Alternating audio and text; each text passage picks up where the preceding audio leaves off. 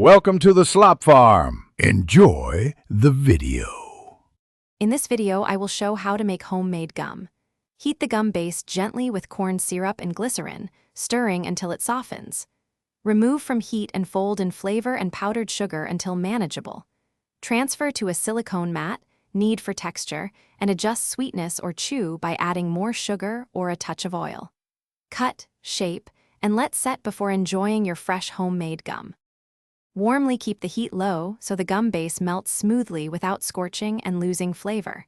Once melted, stir in small amounts of flavor, oil, and taste as you go to reach a pleasant level. Slowly incorporate powdered sugar until the mixture forms a tacky dough that holds shape. If it becomes too stiff, a tiny bit of glycerin will soften it for kneading. Work quickly for best texture and chew.